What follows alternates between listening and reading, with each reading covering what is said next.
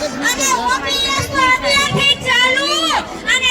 FPS નું તો નામો નિશાન ન રહેવા દે એટલે આ એને યોજનાઓ કાઢી નકરા શિક્ષકો ભાઈ કે ડેટા ભરાયા છે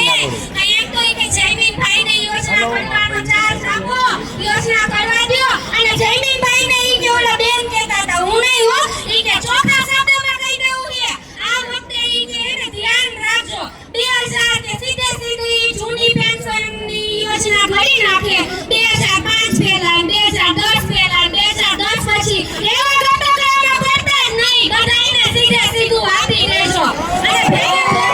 ભાઈ તમને નેઠો કરતા જાજો આ ઘડીએ ચોપડા બદલાઈ કરે અને ઘડીએ નવા ચોપડાની તારીખો આપ્યા રાખે અને નો જાવું હોય તો ધરાહાર એમપી ના ઓર્ડર કાઢ કરે અને પછી અમારે અહીંયા ધરણામાં આવવું હોય તો રજાઈ નો આપે અને રજા જોઈ તો સીએલ રિપોર્ટ માંગ કરે અને એ પાછા તાત્કાલિક એકથી ખોબરે નહીં એટલે હવે તો હાવ મારા શિક્ષક થાકી ગયા છે અને થોડીક આગળ આવતી હતી ને તો અહીંયા એક ઘેરો ઉભો હતો ને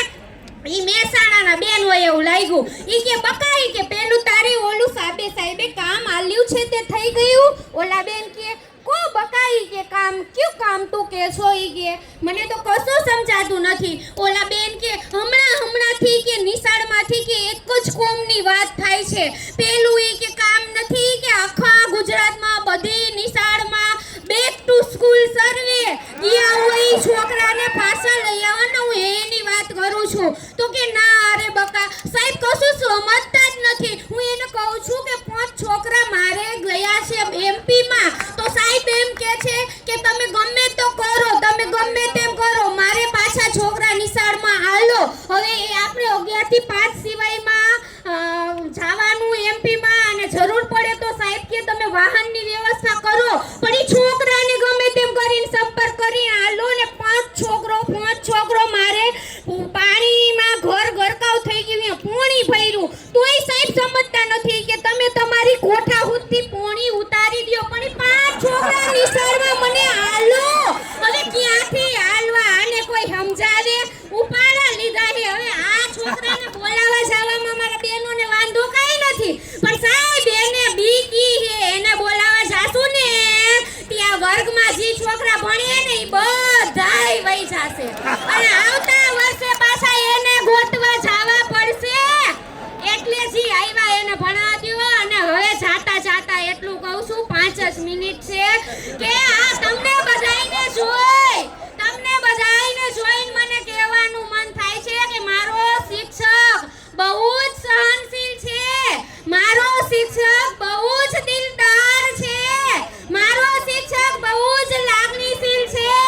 જો ઈ વરસે ને તો અનરાધાર વરસે છે પણ ઈ રૂઠે ને તો ધનોત પનોત કરી નાખશે એ સમજવાની જરૂર છે અને આજ મારી બહેનો અન્નપૂર્ણા મટી અને રણચંડી બનીને મેદાનમાં ઉતરવા આવી છે તમને કહી છી સમજાવી છી કે સમજી જાજો જો ઈ રણચંડી બનીને મેદાનમાં આવીને તો તમારું બધુંય રમણ ભમણ કરી નાખશે અને આ ટેટ તો ક્યાંય ટેટની પરીક્ષા ગોઈતીય નહીં મળે એટલે શિક્ષકને ક્યારેય નીચા દેખાડવાની કોશિશ ન કરતા શિક્ષક જ્ઞાનનો દાતા છે તમારી પરીક્ષા લે છે એની પરીક્ષા લેવા નીકળશો ને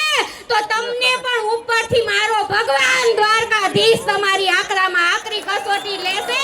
પછી કહેતા નહીં કે અમને કીધું નહોતું એટલે અમારા હકનું અમને આપી દ્યો અમે માંગી અમને આપી દ્યો આવા ગટકડા કરોમાં બાકી અમારા રાજ્ય સંઘની આખું સંગઠન મજબૂત છે અને આખી ટીમ બેઠી છે